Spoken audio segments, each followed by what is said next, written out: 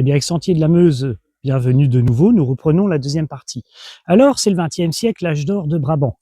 Les petits commerces, l'artisanat, et on a vu, grâce au centre de Revigny, une importante activité industrielle.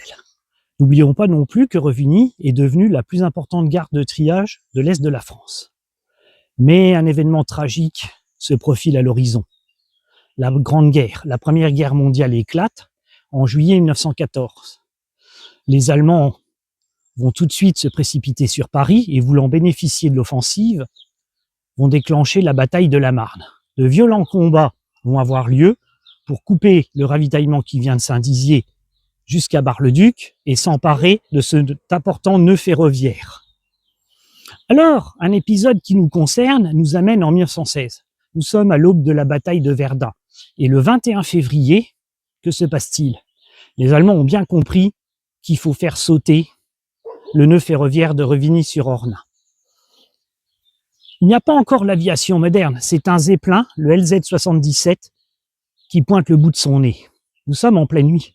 Mais tout autour, les Français ont créé un système défensif avec d'énormes projecteurs et des batteries anti-aériennes. C'est le début de la DCA.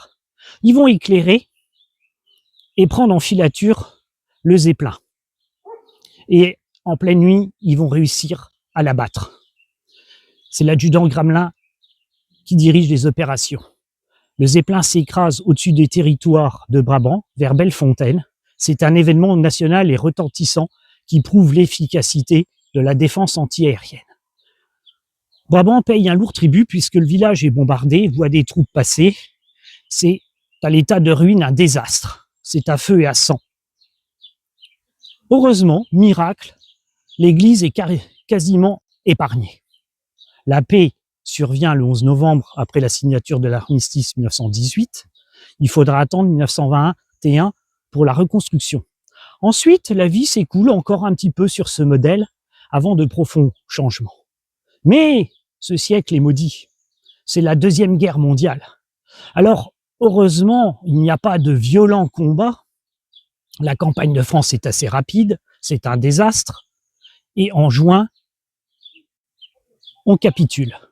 La France se retrouve coupée en deux, la zone au nord occupée, sous administration allemande. Au sud, la zone libre Vichy. Alors la vie n'est pas de tout repos. Couvre-feu, restrictions, efforts de guerre, les hommes qui sont tombés au front et puis les prisonniers envoyés en Allemagne.